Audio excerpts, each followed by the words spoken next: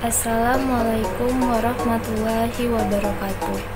Kami dari kelompok 3 mata kuliah Islam dalam disiplin ilmu yang beranggotakan 3 orang. Yang pertama ada saya sendiri, Vini Raihani. Kedua ada Rinita Melia. Ketiga ada Safia Dharma Wijaya. Di sini kami akan membahas tentang konsep dan prinsip integrasi ilmu. Cakupan pembahasannya yang pertama, konsep dan pentingnya integrasi ilmu, yang termasuk pengertian, tujuan, konsep, dan urgensi integrasi ilmu. Kedua, prinsip atau nilai dasar integrasi ilmu, yang termasuk prinsip, langkah-langkah, tantangan integrasi ilmu. Pengertian dan tujuan integrasi ilmu. Integrasi ilmu adalah penyatuan ilmu Islam dengan ilmu-ilmu lain, sehingga ilmu-ilmu tersebut tidak saling bertentangan. Yang pertama, Islam adalah agama yang memerintahkan umatnya untuk menjadikan ajaran Islam dengan sumber utamanya sebagai rahmatan lil alamin. Kedua, istilah Islamisasi untuk pertama kali sangat populer ketika konferensi dunia yang pertama kali tentang pendidikan Islam yang dilangsungkan di Mekah pada April tahun 1977. Ketiga, pengintegrasian pengetahuan tersebut dilakukan dengan cara memasukkan pengetahuan baru dengan warisan Islam. Yang kedua, ada konsep integrasi ilmu. Konsep integrasi ilmu yaitu adanya anggapan sebagian masyarakat bahwa ilmu terdiri dari dua, yaitu ilmu agama dan ilmu umum. Sampai sekarang pun masih jadi perdebatan yang tak kunjung usai. Adanya konsep integrasi keilmuan di kalangan ilmuwan ini berkaitan erat dengan konteks historis dan sosiologis, baik dari segi perkembangan ilmu maupun dari segi perkembangan agama yang sudah lama mengalami dikotomisasi di kalangan ilmuwan barat dan ilmuwan muslim. Selanjutnya, ada urgensi integrasi ilmu. Urgensi integrasi ilmu dalam Islam menunjukkan bahwa al-Islamu lisalah al-abad wal ukrahum, dan juga ilmu keislaman menjadi kesatuan yang menjembatani atau merangkaikan dunia akhirat, sebagaimana perpaduan etika akhlak dan aturan-aturan ilmu keislaman. Demikian juga integrasi ilmu pengetahuan tidak difragmentasi ke dalam cakupannya. Ilmu juga menjadikan jejaring yang menjadi saling mengisi etika atau akhlak.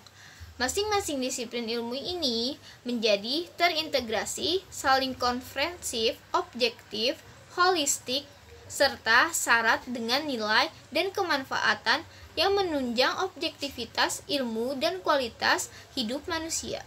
Prinsip integrasi ilmu. Kajian tidak ditunjukkan kepada kepentingan praktis, tetapi didelegasi untuk tujuan memahami eksistensi alam dan manusia. Dengan ini akan mampu menghantarkan umat pada peningkatan iman kepada Tuhan yang menciptakan ilmu sekaligus sebagai sumber ilmu tersebut.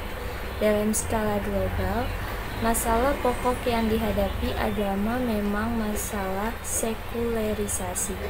Sekularisasi itu menjelajahi kehidupan sosial di dalam dua bentuk Islam.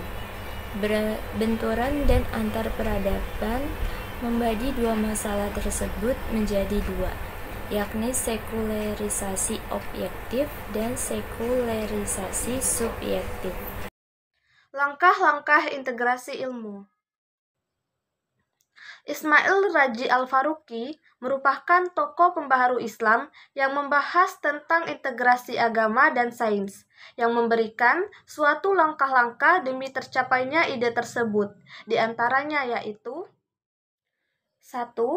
Penguasaan disiplin ilmu modern, yaitu mengenai disiplin ilmu sesuai dengan kemajuan zaman dibagi menjadi kategori-kategori, prinsip-prinsip, metodologi-metodologi, problema-problema, dan tema-tema yang mencerminkan daftar isi dalam sebuah buku teks dalam bidang metodologi disiplin ilmu yang bersangkutan.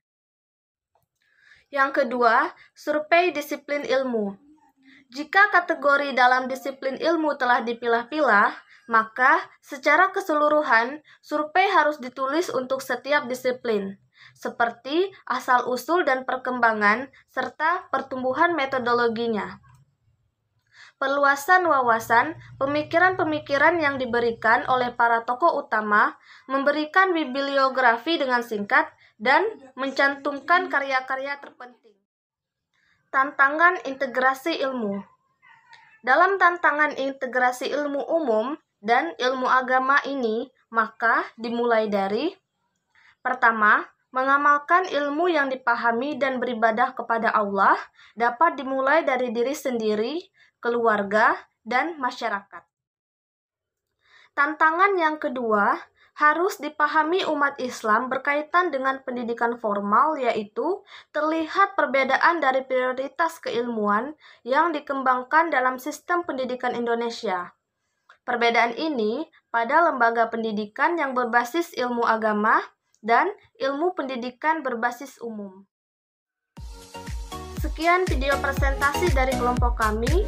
Apabila ada kesalahan dalam kata-kata mohon dimaafkan. Wassalamualaikum warahmatullahi wabarakatuh.